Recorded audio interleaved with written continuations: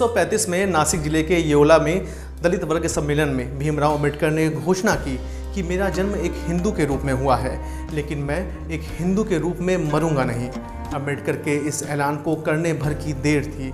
अलग अलग धर्मों के प्रतिनिधि उन्हें लोक लुभावन प्रस्ताव देने लगे। हैदराबाद के निज़ाम तब दुनिया के सबसे अमीर शख्स थे। उन्होंने अंबेडकर को करोड़ों रुपए की पेशकश की। शर्त ये रखी कि अंबेडकर को पूरे समाज के साथ इस्लाम कबूल करना होगा। जिन ईसाइयों ने 19वीं शताब्दी की शुरुआत से सैकड़ों हज़ारों दलितों को ईसाई बनाया था, वे भी इस मौके को अवसर के तौर पर देखने लगे थे। अंबेडकर शुरुआत में सिख बनना चाहते थे, लेकिन 20 साल बाद 14 अक्टूबर 1956 को अपने 3.5 लाख से ज़्यादा समर्थकों के साथ उन्होंने बौद्ध धर्म को अपना लिया। नागपुर में हुई इस घटना को इतिहास में धर्म परिवर्तन की सबसे बड़ी घटना के तौर पर याद किया जाता है। अंबेडकर ने इस मौके पर अपने समर्थकों को 22 प्रतिज्ञाएं भी दिलवाईं, जिनमें सबसे पहली प्रतिज्ञा हिंदू देवताओं की पूजा न करना शामिल था। आज की तारीख का संबंध इसी घटना से है।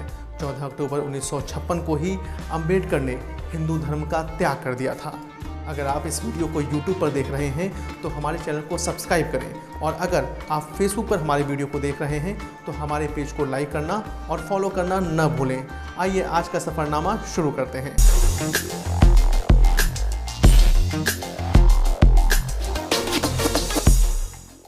B.R. अम्बेडकर ने जब हिंदू धर्म छोड़कर बौद्ध धर्म अपनाया था, उस वक्त का दृश्य कैसा था?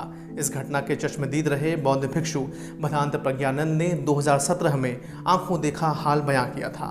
2017 में उनकी आयु 90 वर्ष की थी और वह लखनऊ के रिसलदार पार्क के बौद्ध विहार में बौद्ध भिक्षु थे।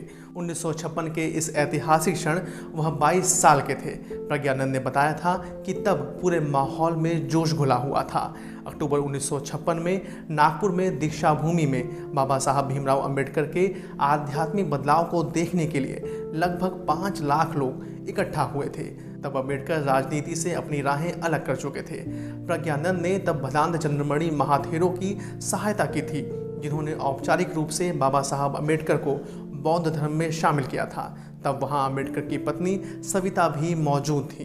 बौद्ध भिक्षु ने कहा कि बाबा साहब समारोह में पूरी तरह से तल्लीन थे और ऐसा लग रहा था कि उनका बाहरी दुनिया से कोई संपर्क नहीं है। अंबेडकर के ऐसा करने के पीछे उत्पीड़न का वह लंबा इतिहास था, जिसे वह जन्म के बाद से ही झेलते आए थे। परिवार ने तो इसे जैसे तैसे स्वीकार कर लिया था, लेकिन वह इसे स्वीकार न कर सके। तब बाल अंबेडकर के पिता रामजी सकपाल की फौजी सेवा खत्म हो गई थी। रामजी अपनी पत्नी और बालक भीम के साथ महू छोड़कर देश के पश्चिमी समुद्री किनारे पर कोंकण क्षेत्र में दापोली कस्बे में लौट आए थे। दापोली में ही बाद में भीम की प्रारंभिक शिक्षा हुई। पिता रामजी का मिजाज सैनिक का था। वे खाली नहीं बैठ सकते थे, सो मिलिट्री क्वार्टर सतारा में भर्ती हो गए। परिवार भी सतारा आ गया। गर्मी की छुट्टियां पड़ी और भीम अपने भाई और छोटे भतीजे के साथ पिताजी से मिलने निकले। मसूर स्टेशन पर उन्हें लेने पिताजी आने वाले थे, लेकिन पिताजी को वक्त पर जानकारी न मिल सकी, इसलिए वे आ न पाए। किसी तरह स्टेशन मास्टर से कह सुनकर एक बैलगाड़ी किराए पर ली गई और वे गोरे गांव की ओर बढ़ गए। रास्ते में बैलगाड़ी हाँकने वाले ने इनसे पूछताछ की। गाड़ी वाला सवर्ण जाति का था। जैसे ही उसे पता चला कि ये सभी महार जाति के हैं, उसने इन्हें बुरी तरह फटकारा, बैलगाड़ी से बैलों को हटा दिया और तभी पीछे का हिस्सा धम्म से जमीन पर आ गिरा। भीम, भाई और भतीजा धूल में आ गिरे। इसके बाद बैलगाड़ी वाला मानव मनोबल करने पर दोगुने किराए पर सहमत हुआ, लेकिन बैलगाड़ी चलानी पड़ी भीम के बड़े भाई को। इस दौरान बैलगाड़ी वाला पीछे पीछे चलता रहा, उसने उसे हाथ भी नहीं लगाया। ऐसे अनगिनत किस्से अम्बेडकर के बचपन, किशोर और जवानी की अवस्था से जुड़े हुए हैं, जब उन्होंने जाति व्यवस्था का दंश झेला था। अब सवाल यह है कि आखिर क्यों अम्बेडकर ने बौद्ध धर्म ही अपनाया, इस्लाम या ईसाई धर्म क्यों नहीं, जिसके लिए अरब देशों तक ने लाख कोशिशें की। अम्बेडकर ने इसके पीछे जो तर्क दिया था वो ये था कि बुद्ध को जो बाकियों से अलग करता है वह उनका आत्मत्याग है। पूरी बाइबल में यीशु इस बात पर जोर देते हैं कि वह परमेश्वर के बेटे हैं, और अगर वे लोग जो परमेश्वर के राज्य में प्रवेश करना चाहते हैं और उन्हें परमेश्वर के पुत्र के तौर पर नहीं मानेंगे तो वे नाकाम हो जाएंगे। पैगंबर मोहम्मद के बारे में अम्बेडकर ने कहा कि उनका दावा भी यीशु जैसा ही था कि वह परमेश्वर के भेजे दूत हैं, लेकिन उन्होंने जोर इस बात पर दिया कि वही अंतिम दूत हैं। कृष्ण जीसस और मोहम्मद दोनों से एक कदम आगे निकल गए। उन्होंने सिर्फ परमेश्वर के पुत्र होने या परमेश्वर के दूत होने की बात नहीं कही, बल्कि उन्होंने खुद को ही परमेश्वर कहा। उनके अनुयायी उन्हें देवाधिदेव और देवताओं के देवता कहते हैं। अंबेडकर ने ये बातें Buddha and future of his religion शीर्षक से छपे अपने लेख में कही थी। ये कोलकाता की महाबोधि सोसाइटी की मासिक पत्रिका में 1950 में छापा गया था। अंबेडकर ने आगे कहा कि बुद्ध ने कभी खुद को ऐसी संज्ञा नहीं दी।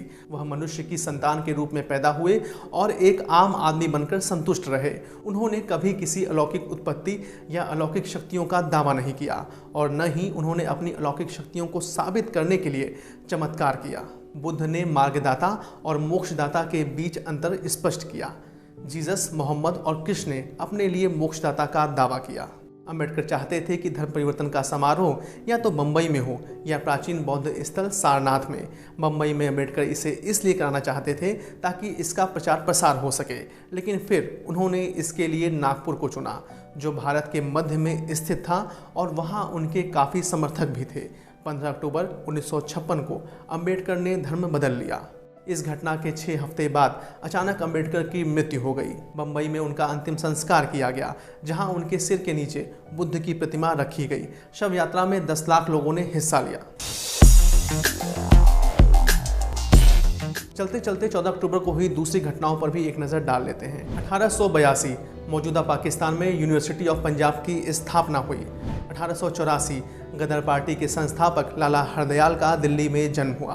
1964 मार्टिन लूथर किंग जूनियर को नोबेल शांति पुरस्कार से सम्मानित किया गया।